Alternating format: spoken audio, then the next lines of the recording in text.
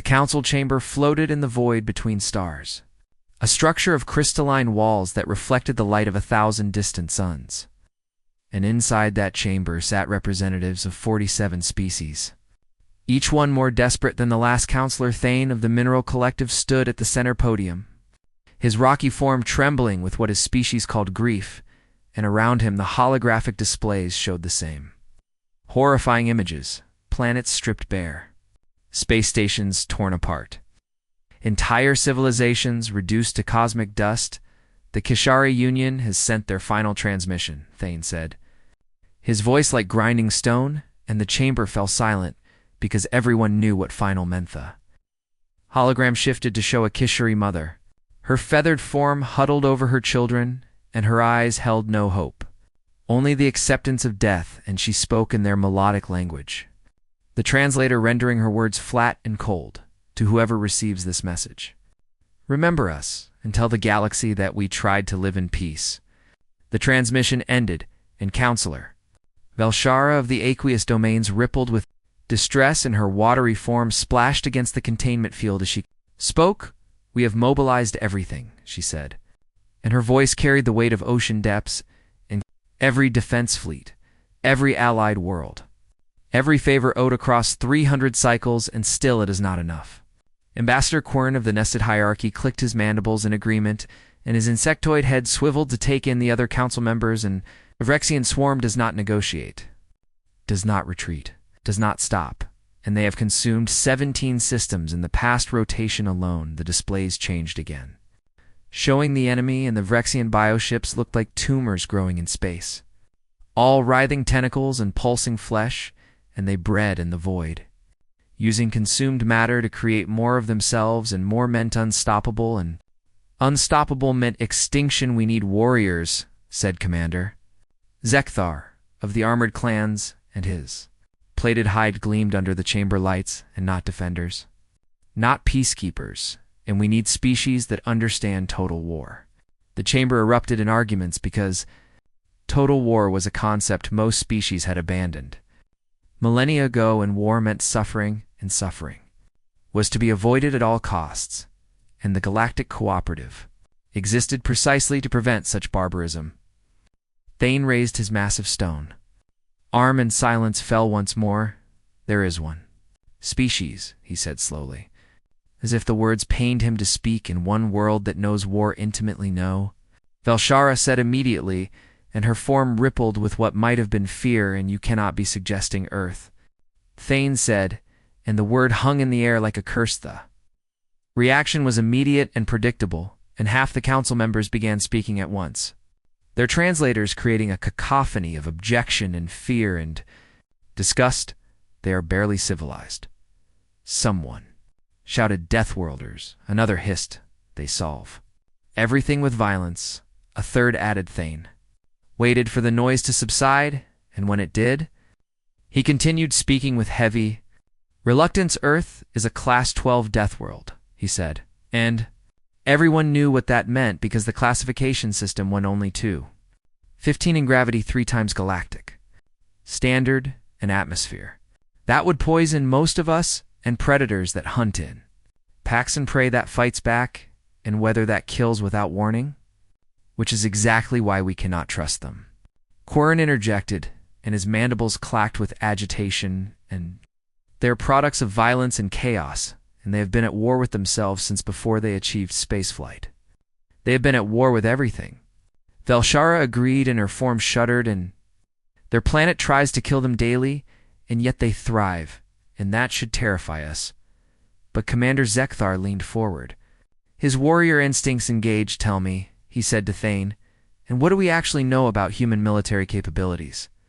Thane manipulated the hologram controls, and new images appeared, and they showed human warships, blocky and inelegant compared to the flowing designs of other species, and they looked brutal, functional, designed not for beauty, but for a single purpose.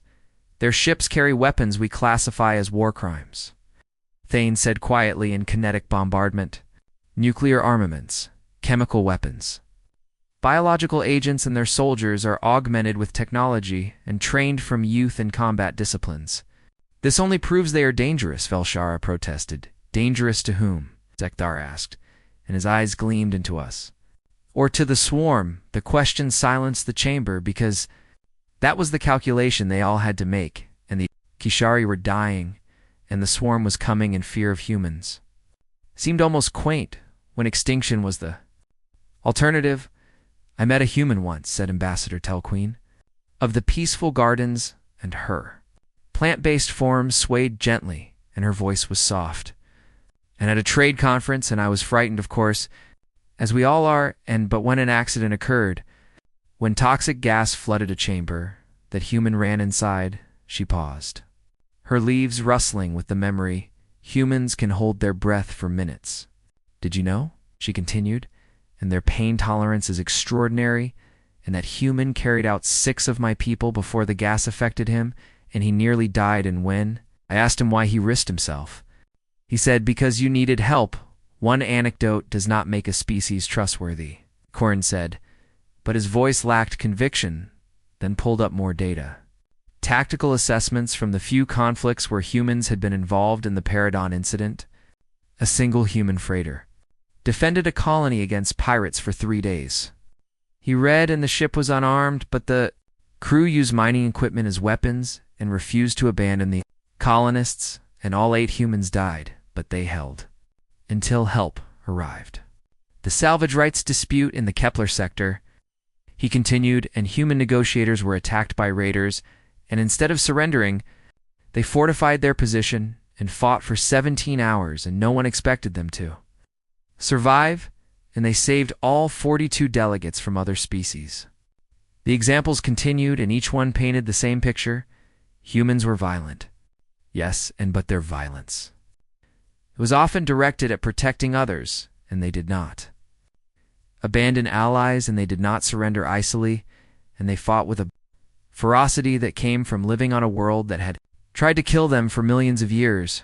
We are out of options, Thane said finally, and his rocky form seemed to sag with the weight of command, and the Kishari have perhaps 20 days before the swarm reaches their core worlds, and we cannot save them with conventional forces, and we have tried. The silence stretched, and counselors looked at one another, seeking someone else to make the decision, but leadership meant making impossible choice. Velshar spoke first. Her voice barely a whisper. If we contact Earth, she said, and if we bring humans into this, and what guarantee do we have that they will help? And what if they demand too high a price? There is no guarantee, Thane admitted, but I have studied human history, and for all their violence, for all their wars, they have one consistent trait. What trait? Zekthar asked. They hate bullies. Thane said simply, and the swarm is the ultimate bully, and humanity has a saying, stand together or die alone, and I believe they will come. The vote was called, and it was not unanimous, and 8 species abstained, and 4 voted against, but the majority carried and the message. Thane composed it himself, keeping it simple and direct, because humans apparently appreciated brevity. To Earth, the Kishari Union faces extinction, and the Vrexian swarm cannot be stopped by conventional means. We request military assistance, and will you help? The response came in less than an hour, faster than should have been possible, and it consisted of 2 words that somehow managed to sound both reassuring and absolutely terrifying. We're coming, and across the galaxy. Humanity began to mobilize for war. The first sign that something had changed was the way space itself seemed to shudder, and the Kishari observation posts detected massive energy signatures at the edge of their system, and for a moment they feared the swarm had arrived early, but then the sensors began reporting impossible reading ships. The sensor operator whispered, and her feathers stood on end, and hundreds of ships. The human fleet dropped out of faster-than-light travel in perfect formation, and the sight of them made the cooperative observers go silent, because they had expected maybe a dozen vessels and perhaps a token force to show solidarity, and what they got instead was an armada admiral. Chen stood on the bridge of the dreadnought, indomitable, and watched as her fleet took up defensive positions around the Kishari worlds, and her ship alone massed more than the entire cooperative defense force combined, and she had brought 247 more just like it communications, she said calmly and opened a channel to the cooperative liaison. The hologram flickered to life and showed Counselor. Thane and his rocky features somehow managed to convey shock, and beside him stood Ambassador Telqueen and several Kashari military leaders, and all of them were staring with what could only be described as terror. Admiral Chen of the United Earth Fleet. She introduced herself, and her voice was level and professional, and we received your distress call, and we are here to help. Thane found his voice after a moment of stunned silence. Admiral, he managed to say, and we expected, and that is, we did not anticipate such a... And how many ships did you bring? 250 capital ships? Chen replied as if this were perfectly normal, and 600 support vessels, 300 fighter carriers, and approximately 40,000 strike craft, and we also have ground forces if needed. Numbers were incomprehensible to the cooperative species, and the largest military force they had ever assembled was perhaps 50 ships, and that had taken months of negotiation and political maneuvering, and humans had mobilized hundreds in less than a week. How? Velshara asked. And she had joined the communication link, and her watery form was rippling with confusion. And how is this possible? And you are a single planet. Chen smiled, and it was not a cruel expression, but it held an edge that made the observers uncomfortable. We are one planet. Yes, she agreed, but Earth has 8 billion people, and of those, 200 million serve in various military branches, and we maintain this force because we remember what it is like to be unprepared. She gestured to someone.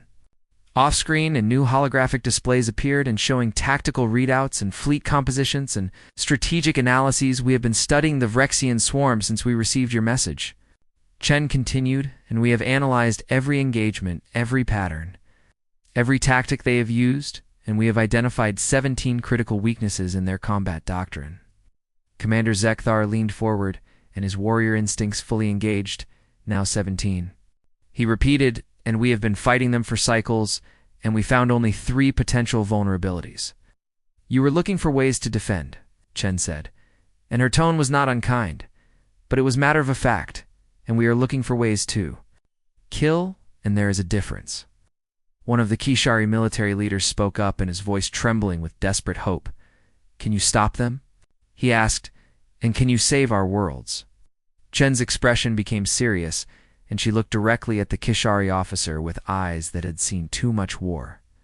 Yes, she said simply, but you need to understand what that means, and we are going to turn your system into a fortress, and we are going to use tactics that will disturb you. We are going to do things that your species considers barbaric, and can you accept that? The Kishari officer did not hesitate. Our children are dying, he said, and do whatever you must. Chen nodded once. A sharp military gesture, then we begin immediately, she said, and Thane. I need complete tactical control of all cooperative forces in this system, and Velshara, your water-based shields have properties our sensors cannot replicate, and we need them on the outer defense perimeter. And Zekthar, your armored warriors can survive in environments that would kill my marines, and we will need them for boarding actions. The speed at which she issued orders left the council members reeling, and humans did not debate and did not form committees, and did not spend weeks planning, and they decided and they acted, and the transition from arrival to implementation took less than an hour. Human fleets spread throughout the Kishari system like a living thing, and destroyers took up patrol routes, and cruisers established supply lines, and dreadnoughts positioned themselves at strategic choke points. And it was a dance of controlled chaos, and every ship knew exactly where to go and what to do on the surface of the Kishari homeworld. The population watched in awe as human cargo vessels descended, and they were delivering weapons, shields, medical supplies, and things the Kishari had never seen before. Kishari civilian approached one of the supply depots and found a human Marine directing the unloading, and the Marine was young. Perhaps 20 standard cycles, and she moved with casual confidence despite wearing armor that would crush most species. Excuse me. The civilian asked timidly, and what are all these containers? The Marine looked down and smiled, and her expression was friendly despite the rifle slung across her back, defensive emplacements. She said, and and we are setting up anti-ship batteries around your major population centers, and also medical stations and evacuation shelters and stuff like that. Stuff like that. Kishari repeated, in the casual way this young warrior described weapons of mass destruction was somehow both reassuring and terrifying, yeah. The Marine continued, and she hefted a container that should have required a loading mech, and we are also bringing down some of our combat engineers, and they are going to reinforce your infrastructure and make sure if any Virexian ground forces get through, you will have places to hide and fight back, fight back. The civilian echoed, and we are not warriors. The Marine set down the container and looked at the Kishari with surprising gentleness. Neither were we.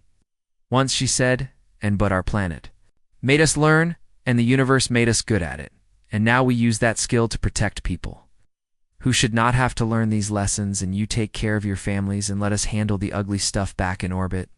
Admiral Chen was conducting a briefing with her senior staff, and holographic displays showed the approaching swarm and tactical simulations and probability matrices.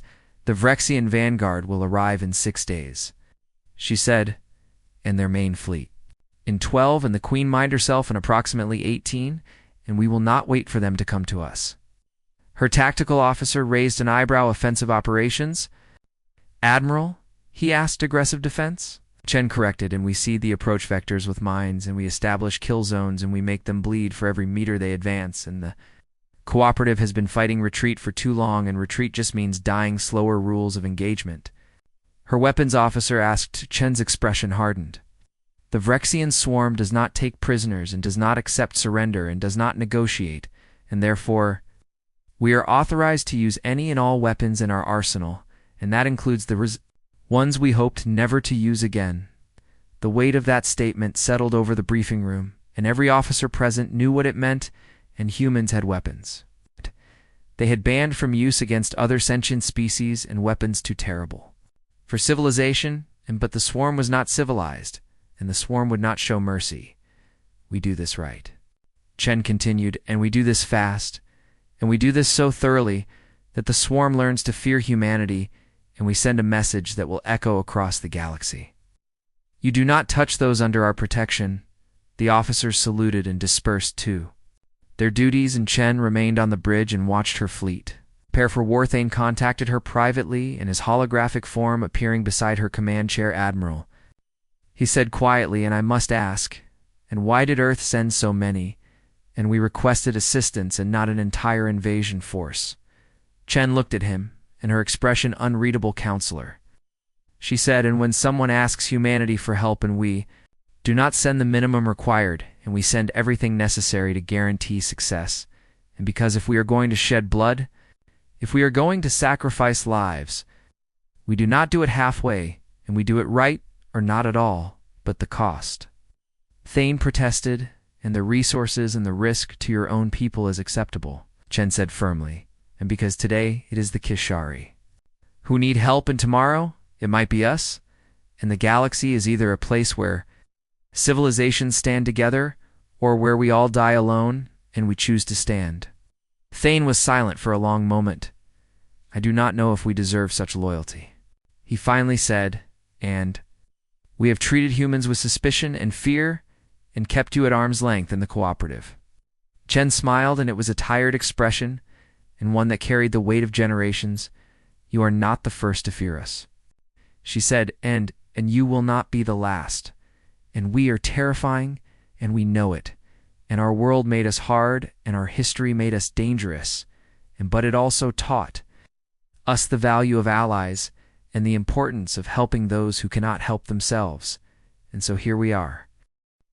The Virexian vanguard dropped out of warp space with the confidence of predators who had never met resistance, and their bioships pulsed with hunger, and they expected to find frightened prey huddling around their dying worlds, and what they found instead was hell wearing human colors. Contact. The sensor operator aboard the Indomitable reported in Virexian vanguard.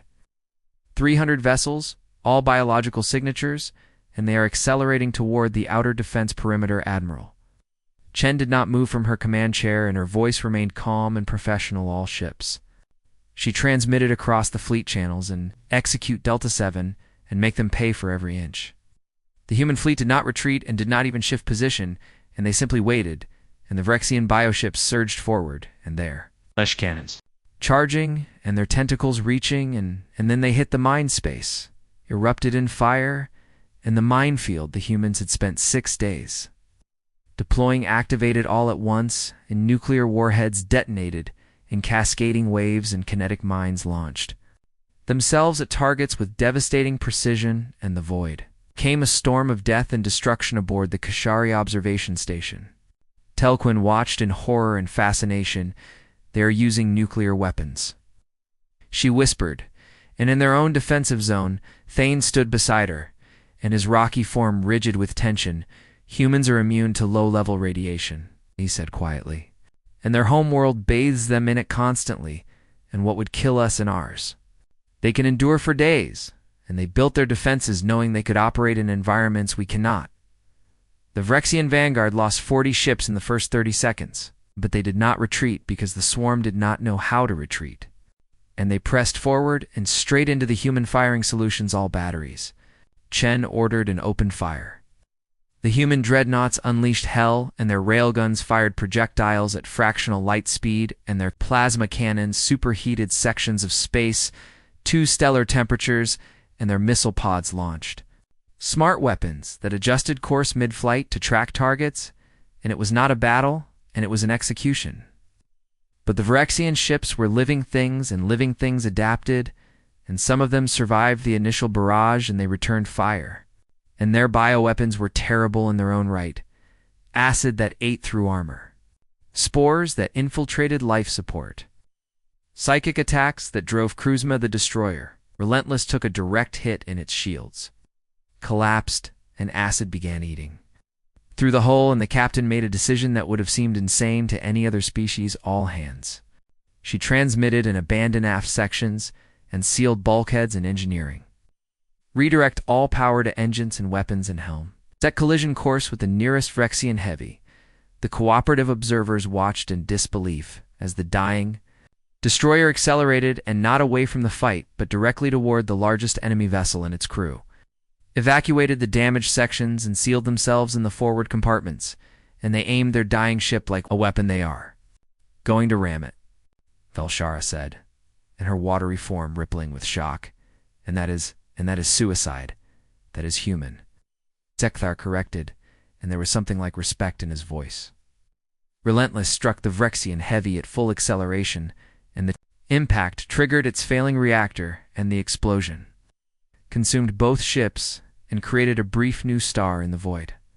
But it also destroyed 3 other Vrexian vessels caught in the blast radius, and the human crew had known it would, and they had done it anyway. Chen's expression remained impassive, but she made a note in her command log in 47. Crew members lost, and 300 enemy casualties inflicted, and the mathematics of war were brutal, but necessary status. She asked Vrexian vanguard down to 60% strength. Her tactical officer reported, and our losses, 3 destroyers, 2 frigates, 1 cruiser, and moderate damage to 4 other vessels, and the minefield is depleted, but the secondary defense grid is active. Acceptable, Chen said. In all ships, advance to engagement range Alpha, and let them see what happens when they get close to a human battle line. The fleet moved forward, and massive dreadnoughts leading, and smaller ships providing support, and they created overlapping fields of fire and interlocking kill zones, and it was a doctrine perfected over centuries of human warfare and adapted for space. Combative Vrexian ships tried to swarm and tried to use their numbers to overwhelm individual targets. But humans had fought swarm tactics before, and on Earth they were called ants or locusts or insects, and humanity had learned to fight them with fire and poison and relentless determination. Boarding pods incoming. Sensors warned, and Vrexian assault organisms launching toward multiple ships. This was the swarm's primary tactic. Get close, breach the hull.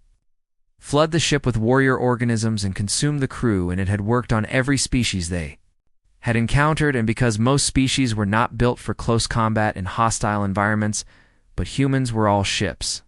Chen transmitted and repelled boarders and marines to action stations aboard the cruiser Defiant. Sergeant Maria Rodriguez watched as Vrexian boarding pods latched onto the hull, and acid began eating through, and she checked her rifle and looked at her squad, and they were young, and they were scared, and they were ready to remember your training. She said, and her voice calm through the helmet, "Come, and they are tough, but we are tougher, and they are mean, but we are meaner, and they chose the wrong species to mess with." The hull breached and Vrexian warriors poured through, and they were nightmares made flesh. Six-limbed horrors with razor claws and acid blood and chitin. Armor that could stop most weapons, and they had slaughtered their way. Across the galaxy they met human marines in powered armor, and the battle was vicious and brutal and exactly the kind of fight humans excelled at. Rodriguez put 3 rounds through the first warrior's center mass and watched it stagger, but not fall, and she adjusted aim and put the next burst through its head, and the thing collapsed. And spraying acid that hissed against her armor, they die when you shoot them enough. She called to her squad, and so shoot them more. The corridor became a killing ground, and human weapons fired in disciplined bursts, and marines advanced in pairs covering each other, and when warriors got close, they found that humans could fight. Hand to hand too, and powered armor made human strength terrifying one.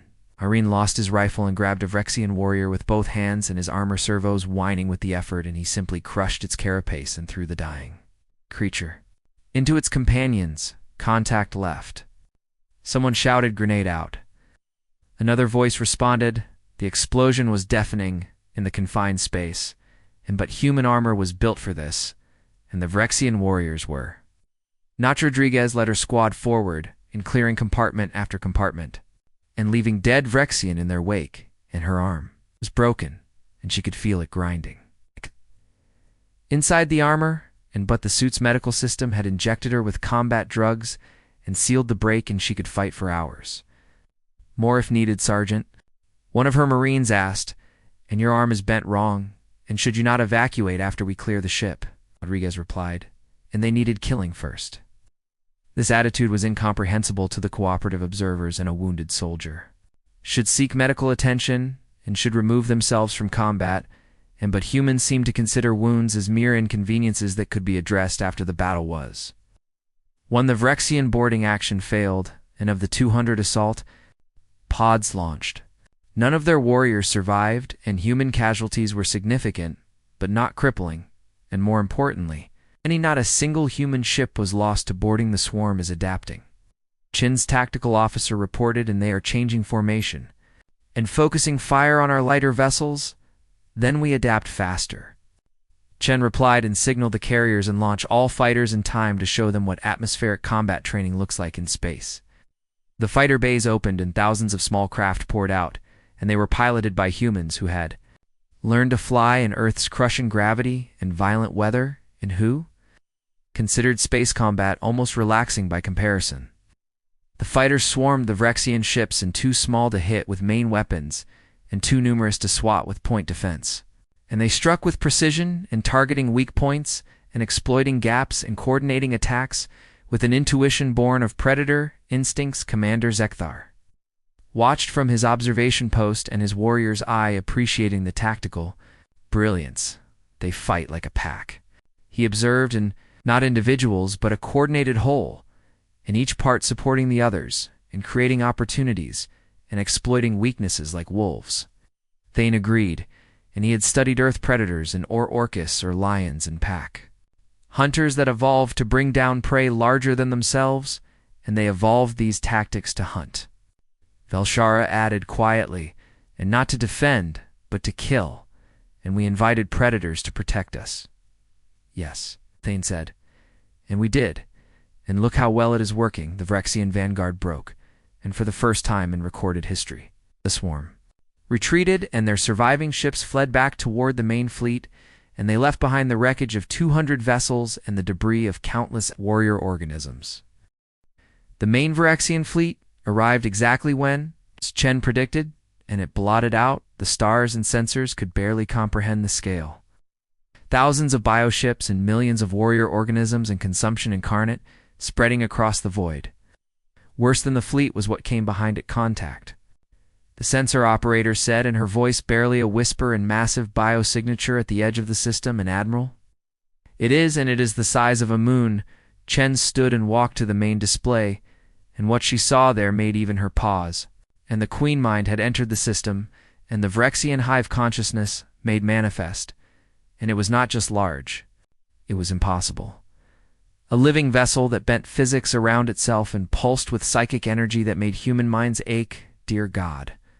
Her tactical officer breathed belay that. Chen said sharply, and it is big, and it is scary, and it is still. Just another target, and we have killed big things before. But even as she spoke, the Queen Mind demonstrated why it had never been defeated, and space around it seemed to ripple and reality itself bent, and 3 human destroyers simply ceased to exist, and not destroyed, not damaged, just gone, as if they had never been weapons analysis. Chen demanded, unable to determine, tactical responded, and whatever that was.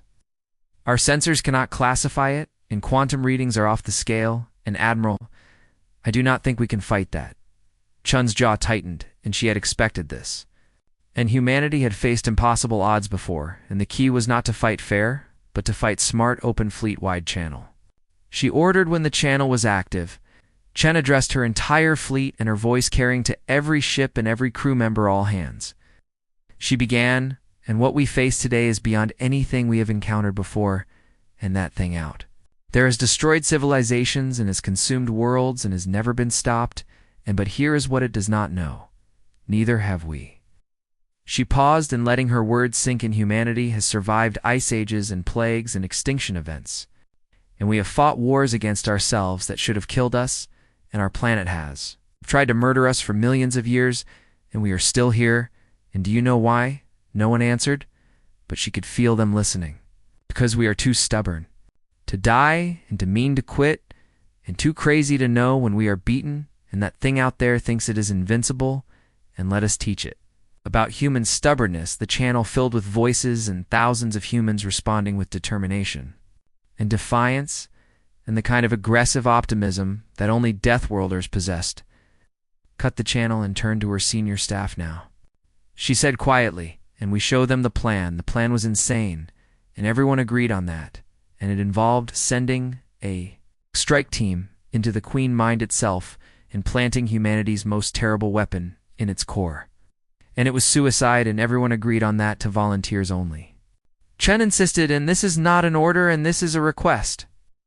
Every Marine volunteered, and every pilot stepped forward, and in the end, Chen had to select the team because too many wanted to go leading. The team would be Colonel James Mitchell, and a career soldier who had fought in conflicts across human space, and beside him would be 12 of humanity's finest warriors, but also 6 Kashari volunteers, because when Mitchell announced the mission, they had insisted on coming. This is our world you are defending, Kishari squad leader said, and her feathers bristling with determination. And we may not be warriors by nature, but we can be brave, and we will not let humans die alone for our sake. Mitchell looked at the bird-like aliens, and they were trembling but resolute, and he nodded with respect. Ow! You will need environmental suits, he said, and the Queen Mind's interior is toxic to most life, and also, stay close to my people, and we will get you through this. The plan required the main fleet to keep the Queen Mind distracted, while the strike team infiltrated and Chen coordinated. The largest battle humanity had ever fought, all ships. She transmitted and execute Operation Prometheus, and we give them everything we have. The human fleet charged, and not toward the Vrexian fleet, but toward the Queen Mind itself, and it was aggressive, and it was terrifying, and it was completely unexpected. The cooperative observers thought Chen had gone mad. She is attacking it directly, Velshara cried. And that is suicide. That is strategy, Skzar corrected, and his eyes tracking the battle formations. And she is forcing it to focus on the fleet and creating an opening. And he was right, and the Queen Mind turned its attention to the human dreadnoughts and its reality warping, weapons lashing out, and space folded and twisted, and ships died, but while it was distracted, Mitchell's transport slipped through the chaos. The interior of the Queen Mind was worse than nightmares, and it was organic and pulsing and alive in ways that should not be possible, and the air was toxic, and the gravity shifted randomly, and the walls bled, and watching them stay together. Mitchell ordered, and his team moving through corridors of flesh and Kashari in the middle, and watch for defensive organisms. They did not have to wait long, and the Queen Mind's immune system recognized invaders and sent antibodies, and they were the size of tanks and made of chitinous rage. The first one emerged from the walls, and its claws extended, and Mitchell put a grenade in its mouth and blew it apart, and the acid spray missed the Kishari by centimeters because human reflexes were faster. Keep moving, he shouted, and we plant the device or we die trying.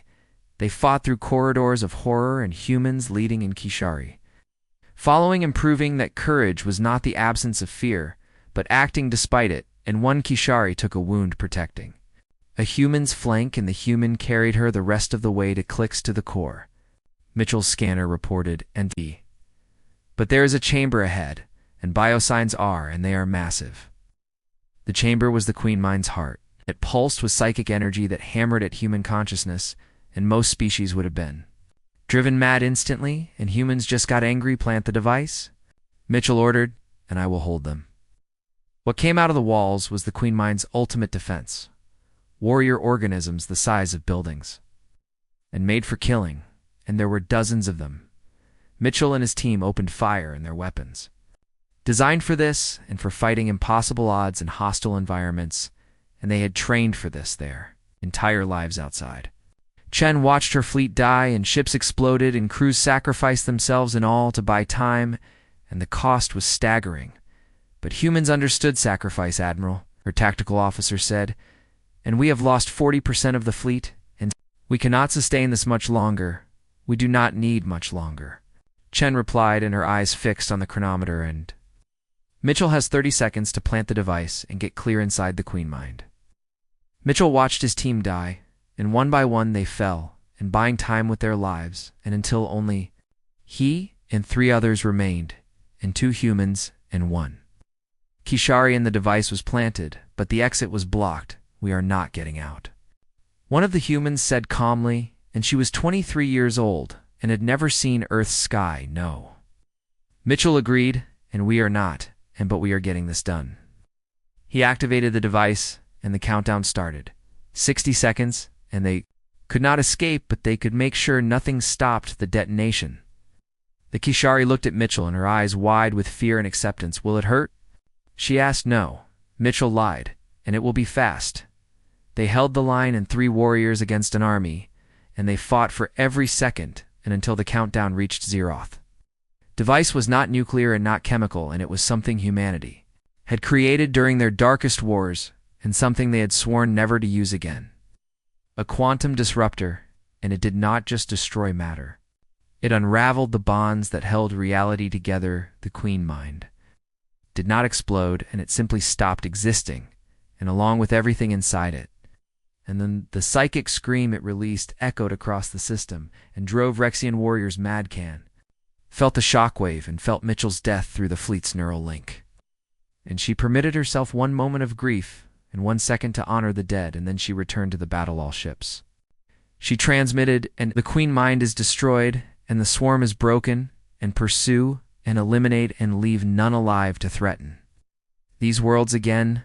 The Vrexian fleet collapsed, and without the Queen Mind's coordination, they were just animals, and frightened and confused, and the human fleet showed no mercy, and because mercy is for the defeated who surrendered, and the swarm did not surrender, it took 6 hours to hunt down the last Rexian ship and 6 hours of methodical destruction.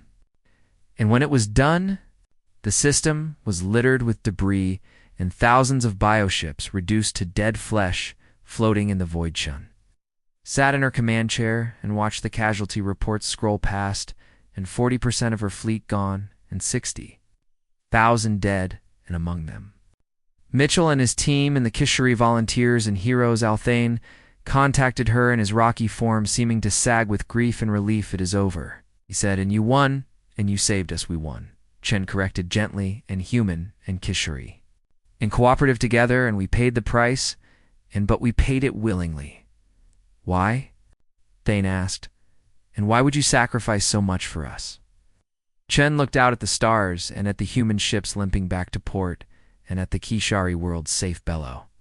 3 months after the battle, the Kishari homeworld celebrated its first true festival of light in years in the streets. were filled with music and joy and living people who had expected to die, and the sky above was dotted with human ships. Standing watch and making sure the celebration could happen in peace, Admiral Chen walked through the festival at the invitation of the Kishari government, in her dress uniform crisp and her medals catching the light, and beside her walked Thane and Ambassador Telqueen, and survivors from the battle who had become unlikely friends. "I have never seen my people this happy," the Kishari Prime Minister said, and her feathers colored with emotions. "Humans were still learning to read. And they call it the miracle of liberation, and they build monuments to your fallen."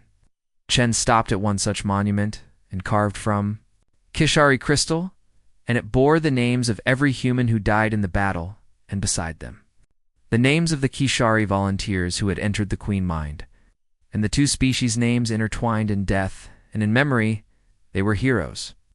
Chen said quietly, "In all of them," and they did what needed doing.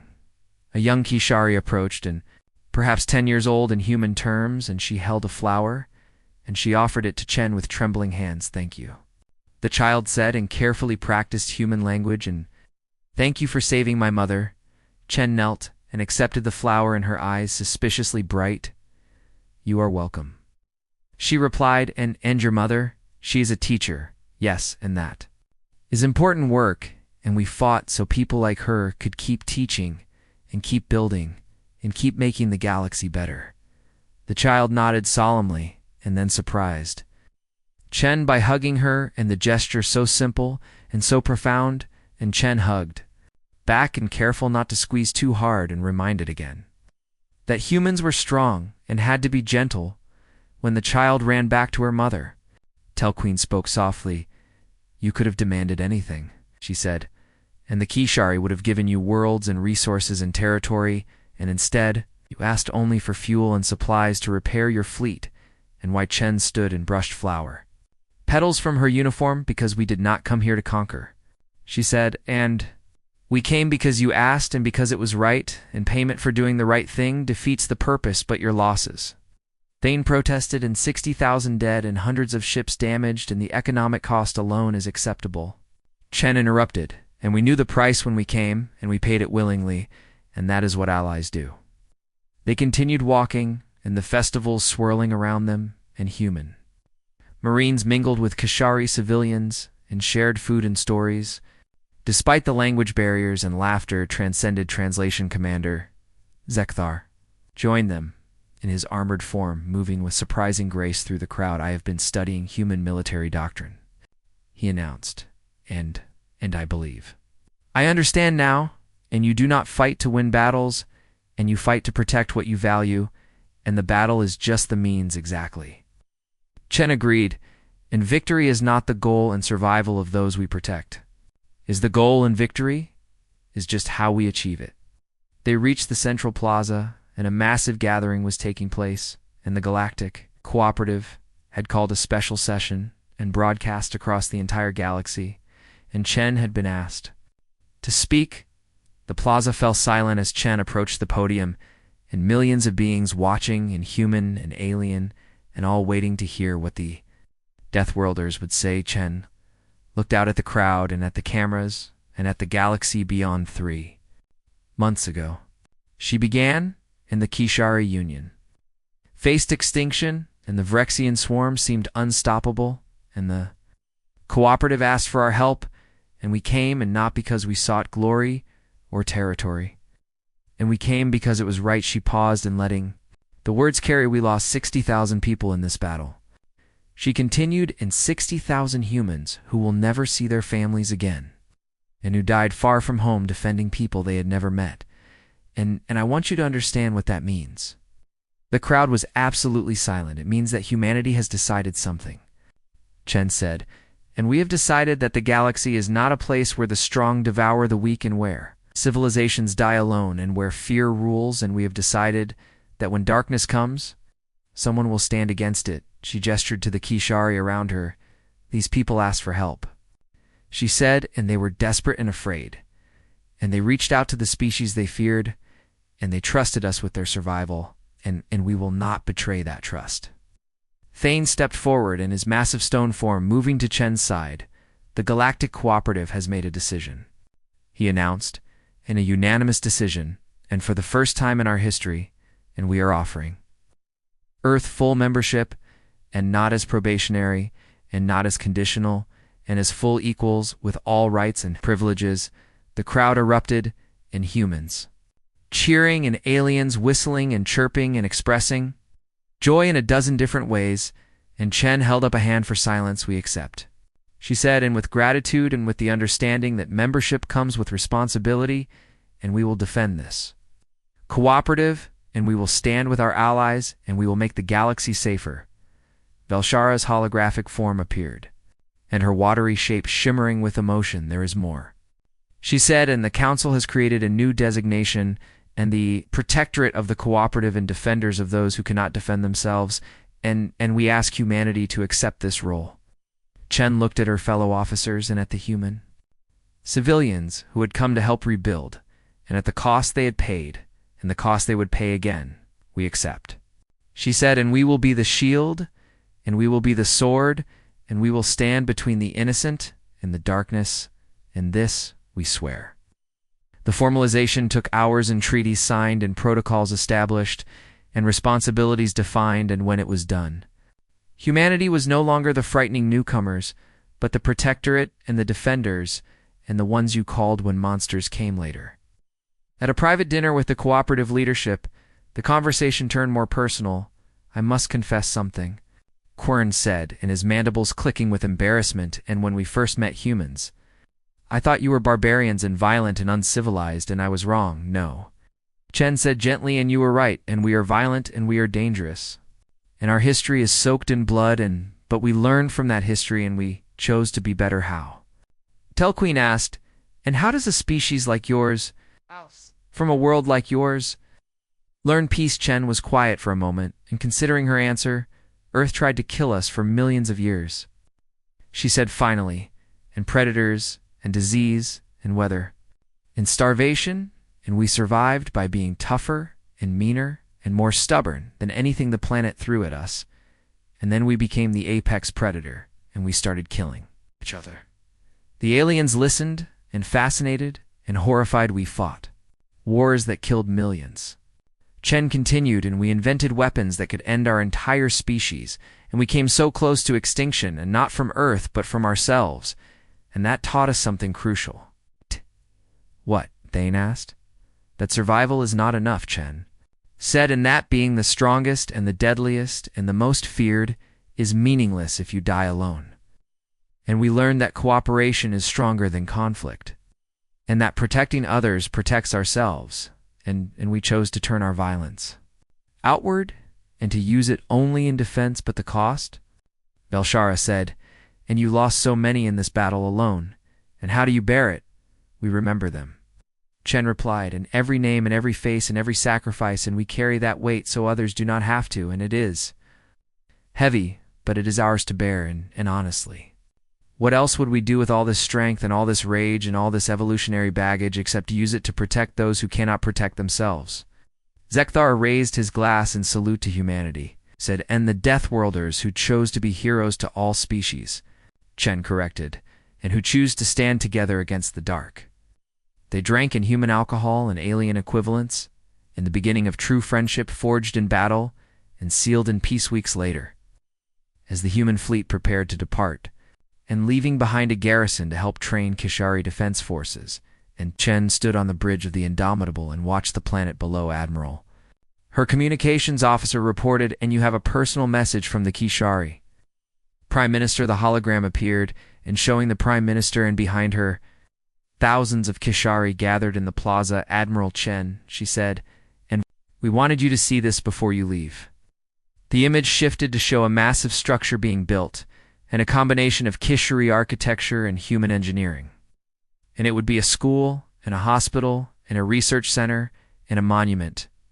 We are calling it the House of Hope, the Prime Minister explained, and it will teach young Kishari about cooperation and defense and standing together, and it will ensure we never forget what you taught us, that strength used in defense of others is the highest calling. Chen Chen felt emotion tighten her throat. It is beautiful. She managed to say, and your people do us honor, no? The Prime Minister replied, and you did us honor, and you came when we called, and you bled for us, and you showed us that the galaxy can be better, and can be kinder, and can be a place where civilizations stand together.